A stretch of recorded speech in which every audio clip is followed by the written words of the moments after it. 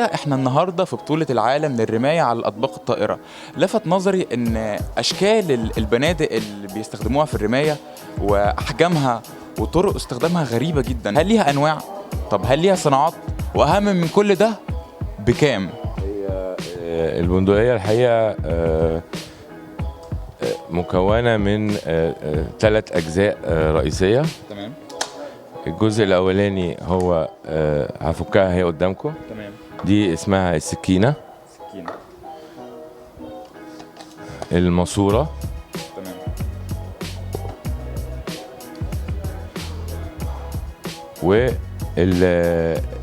والدبشك بتاع البندقية اللي هو ما يسمى هذا الجزء. تمام.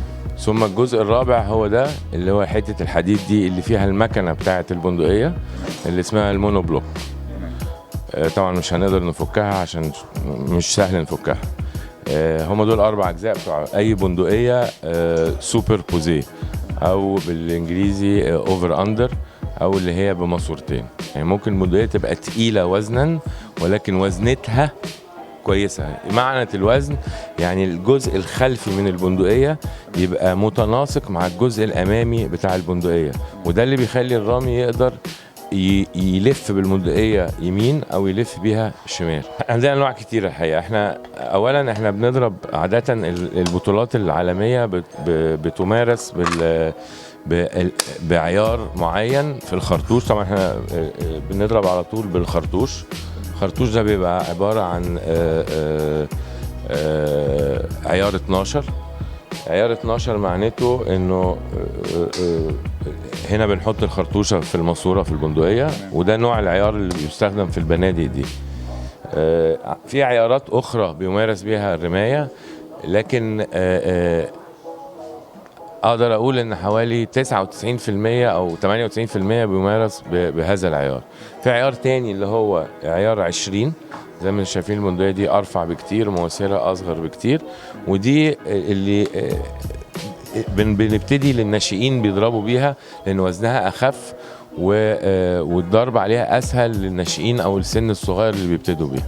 في بقى حاجة تانية، في بنادق ماسورة واحدة وماسورتين، دي بتفرق؟ الماسورتين دول زي ما قلت اللي هم اسمهم سوبر بوزيه او اوفر اندر. الماسوره الواحده اللي هي زي البندقيه دي بندقيه اوتوماتيك. دي بتاخد 4 خراطيش او 4 طلقات. ممكن في منهم بياخدوا 5، ممكن يوصلوا لغايه 8. وبيتحط واحده هنا هو، والباقي بيتحط في الخزنه بتاعه البندقيه من تحت. بتدخل الخرطوشه بتدخل من هنا اهو. وبالتالي لكن طبعا في الرمايه ما بينفعش تضرب غير خرطوشتين، فالرامي بيبقى محكوم ان هو يضرب بس خرطوشتين، فبالتالي يحط خرطوشتين في البندقيه ويضرب بيها. برضه دول بيبقوا عيار عاده 12 وقلما لما بيبقوا عيار 20. هل في صناعة مصرية للبنادق؟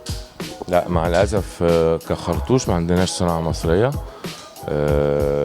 لكن اغلب المبانئ طبعا في بلاد معروف عندها البنادق ومتطوره جدا زي ايطاليا. امريكا عندهم بنادق كويسه جدا. المانيا عندهم بنادق كويسه جدا. وسعر البنادق بره البنادق العاديه مش غالي، لكن طبعا اول حاجه طبعا لظروف سعر الجنيه المصري والعمله، فطبعا بيتضرب على طول في 10 أو 15. ثم عندنا مشكلة احنا في استيراد الأسلحة حاليا كخرطوش. جمارك وكده. غير عندنا طبعا مشكلة الجمارك بتعلي سعر البندقية حوالي 40%. وفوق كده وكده عندنا مشكلة حاليا في أي شخص عادي أو أي رامي، إذا كان رامي محلي أو رامي دولي، صعب جدا ان هو يستورد سلاح من بره، لانه من 2015 مع الاسف الامانه العامه للقوات المسلحه هي اللي منعت استيراد السلاح للاشخاص في مصر. فحاليا السلاح المتداول في مصر هو سلاح قديم بقالنا 2 سنين. البندقيه الاوتوماتيك دي مثلا بره سعرها ممكن تبقى ب1000 يورو. 1000 يورو النهارده بسعر الصرف المحلي حوالي 11000 جنيه. البندقيه دي عشان تتجاب في مصر بتتكلم على اقل شيء 85 الف جنيه.